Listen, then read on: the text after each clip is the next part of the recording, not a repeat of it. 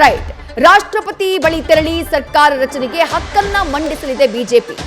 ರಾತ್ರಿ 7:30ಕ್ಕೆ ರಾಷ್ಟ್ರಪತಿ ದ್ರೌಪದಿ ಮುರ್ಮು ಅವರನ್ನ ಭೇಟಿಯಾಗಲಿದ್ದಾರೆ ನರೇಂದ್ರ ಮೋದಿ. ಎನ್ಡಿಎ ನಾಯಕರ ಜೊತೆಗೆ ರಾಷ್ಟ್ರಪತಿಯನ್ನ ಭೇಟಿಯಾಗ್ತಾರೆ ಮೋದಿ. ಸರ್ಕಾರ ರಚನೆಗೆ ಸಂಸದರ ಬೆಂಬಲ ಪತ್ರದ ಜೊತೆಗೆ ಮುರ್ಮು ಅವರನ್ನ ಭೇಟಿ ಮಾಡಿ ಸರ್ಕಾರ ರಚನೆಗೆ ತಮ್ಮ ಹಕ್ಕನ್ನ ಅವರು ಮಂಡನೆ ಮಾಡಲಿದ್ದಾರೆ. ಹೊಸ ಸರ್ಕಾರ ರಚನೆಗೆ ಹಕ್ಕು ಮಂಡನೆಯನ್ನ ಮಾಡಲಿದ್ದಾರೆ ನರೇಂದ್ರ ಮೋದಿ. ಮತ್ತಷ್ಟು ಡೀಟೇಲ್ಸ್ ನಮ್ಮ ಪ್ರತಿನಿಧಿ ಚಂದ್ರಮೋಹನ್ ನೀಡ್ತಾ ಹೋಗ್ತಾರೆ. ಚಂದ್ರಮೋಹನ್, ಒಂದ್ ಕಡೆ ನಿತೀಶ್ ಕುಮಾರ್ ಅವರ ಸ್ಟೇಟ್ಮೆಂಟ್, ಸಭೆ ಮುಕ್ತಾಯದ ಬಳಿಕ ಅವರು ಕೊಟ್ಟಂತಹ ಸ್ಟೇಟ್ಮೆಂಟ್, ಆದಷ್ಟು ಬೇಗ ಸರ್ಕಾರ ರಚನೆ ಆಗಬೇಕು ಅಂತ ಹೇಳಿದ್ದಾರೆ. ಇಡೀ ಎನ್ಡಿಎ ಮೈತ್ರಿಕೂಟದಲ್ಲಿ ಎಲ್ರಿಗೂ ಯಾರ ಮೇಲಾದ್ರೂ ಒಂದ್ ಸ್ವಲ್ಪ ಅನುಮಾನ ಇದೆ ಅಂದ್ರೆ ಬಹುಶಃ ಅದು ನಿತೀಶ್ ಕುಮಾರ್ ಅವರ ಮೇಲೆಯೇ. ಅವರಿಂದಾನೇ ಬಂದಿರುವಂತಹ ಸ್ಟೇಟ್ಮೆಂಟ್ ಸಾಕಷ್ಟು ಕುತೂಹಲಕ್ಕೆ ಕಾರಣ ಆಗ್ತಾ ಇದೆ. ಅದರ ಜೊತೆ ಮೋದಿ 7:30ಕ್ಕೆ ರಾಷ್ಟ್ರಪತಿಗಳನ್ನ ಭೇಟಿ ಮಾಡ್ತಾ ಇರೋದು, ಈ ಎಲ್ಲ ಡೆವಲಪ್ಮೆಂಟ್ಸ್ ಬಗ್ಗೆ ಡೀಟೇಲ್ಸ್ ನ ಕೊಡಬಹುದಾ ಚಂದ್ರಮೋಹನ್?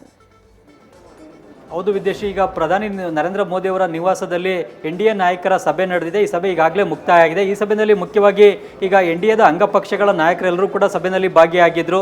ಮುಖ್ಯವಾಗಿ ಬಿಹಾರದ ಸಿಎಂ ನಿತೀಶ್ ಕುಮಾರ್ ಅವರು, ಜೊತೆಗೆ ಟಿಡಿಪಿ ಮುಖ್ಯಸ್ಥ ಚಂದ್ರಬಾಬು ನಾಯ್ಡು ಅವರು ಮತ್ತು ಏಕನಾಥ್ ಶಿಂದೆ, ಶಿವಸೇನಾ ಬಣದ ಏಕನಾಥ್ ಶಿಂದೆ ಅವರು ಕೂಡ ಈ ಸಭೆಯಲ್ಲಿ ಭಾಗಿಯಾಗಿದ್ದರು ಮತ್ತು ಚಿರಾಗ್ ಪಾಸ್ವಾನ್ ಅವರು ಕೂಡ ಭಾಗವಹಿಸಿದರು. ಅದೇ ರೀತಿಯಲ್ಲಿ ಇಂಡಿಯಾದ ಉಳಿದ ಅಂಗಪಕ್ಷಗಳ ನಾಯಕರುಗಳು ಕೂಡ ಸಭೆಯಲ್ಲಿ ಭಾಗಿಯಾಗಿದ್ದರು.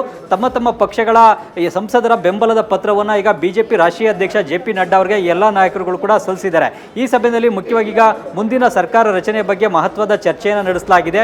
ಈಗ ಇವತ್ತು ರಾತ್ರಿ 7:30ಕ್ಕೆ ಎನ್ಡಿಎದ ನಾಯಕರೆಲ್ಲರೂ ಕೂಡ ರಾಷ್ಟ್ರಪತಿ ಭವನಕ್ಕೆ ಭೇಟಿಯನ್ನು ಕೊಟ್ಟು ರಾಷ್ಟ್ರಪತಿ ದ್ರೌಪದಿ ಮುರ್ಮು ಅವ್ರನ್ನ ಭೇಟಿ ಆಗಬೇಕು ಮತ್ತು ಹೊಸ ಸರ್ಕಾರ ರಚನೆಗೆ ಎನ್ಡಿಎದಿಂದ ಹಕ್ಕನ್ನ ಮಂಡನೆಯನ್ನು ಮಾಡಬೇಕು ಅನ್ನೋದ್ರ ಬಗ್ಗೆ ಚರ್ಚೆಯನ್ನು ಮಾಡಿದ್ದಾರೆ. ಈಗ ಎನ್ಡಿಎಗೆ ಮ್ಯಾಜಿಕ್ ನಂಬರ್ ಆದಂತಹ 272ಕ್ಕಿಂತ ಹೆಚ್ಚಿನ ಲೋಕಸಭಾ ಸದಸ್ಯರ ಬೆಂಬಲ ಇದೆ. ಹೀಗಾಗಿ ಎನ್ಡಿಎ ಮುಂದಿನ ಸರ್ಕಾರವನ್ನು ರಚನೆ ಮಾಡಲಿಕ್ಕೆ ಈಗ ರಾಷ್ಟ್ರಪತಿಗಳ ಬಳಿ ತೆರಳಿ ಸರ್ಕಾರ ರಚನೆಗೆ ಹಕ್ಕನ್ನು ಮಂಡಿಸಬೇಕು ಅನ್ನೋದ್ರ ಬಗ್ಗೆ ತೀರ್ಮಾನವನ್ನು ತೆಗೆದುಕೊಳ್ಳಲಾಗಿದೆ. ಈಗ ರಾಷ್ಟ್ರಪತಿಗಳನ್ನ ಭೇಟಿಯಾಗಿ ಸರ್ಕಾರ ರಚನೆಗೆ ಮೋದಿ ಸಹಿತ ಉಳಿದ ನಾಯಕರುಗಳು ಹಕ್ಕನ್ನು ಮಂಡಿಸಲಿದ್ದಾರೆ. ಅದಾದ ಬಳಿಕ ರಾಷ್ಟ್ರಪತಿಗಳು ಆ ಬೆಂಬಲ ಪತ್ರವನ್ನು ಪರಿಶೀಲನೆ ಮಾಡಿ ತಮಗೆ ಈ ಒಂದು ಮೈತ್ರಿಕೂಟಕ್ಕೆ ಲೋಕಸಭೆಯಲ್ಲಿ ಮ್ಯಾಜಿಕ್ ನಂಬರ್ ಆದಂತಹ 272ಕ್ಕಿಂತ ಹೆಚ್ಚಿನ ಸಂಸದರ ಬೆಂಬಲ ಇದೆ ಅನ್ನೋದು ಮನವರಿಕೆ ಆದ ಬಳಿಕ ಹೊಸ ಸರ್ಕಾರ ರಚನೆಗೆ ಆಹ್ವಾನವನ್ನ ಮೋದಿ ಅವರಿಗೆ ಕೊಡ್ತಾರೆ. ಅದರಂತೆ ಮೋದಿ ಅವರು ಸರ್ಕಾರ ರಚನೆಯನ್ನು ಮಾಡಬೇಕಾಗುತ್ತೆ. ಈಗ ಜೂನ್ 7ನೇ ತಾರೀಕು ನರೇಂದ್ರ ಮೋದಿ ಅವರ ನೇತೃತ್ವದಲ್ಲೇ ಬಿಜೆಪಿ ಸಂಸದೀಯ ಪಕ್ಷದ ಸಭೆ ನಡೆಯುತ್ತೆ. ಈ ಸಭೆಯಲ್ಲೇ ಬಿಜೆಪಿಯ ಸಂಸದೀಯ ಪಕ್ಷದ ನಾಯಕರಾಗಿ ಮೋದಿ ಅವರನ್ನ ಆಯ್ಕೆಯನ್ನು ಮಾಡಲಾಗುತ್ತೆ.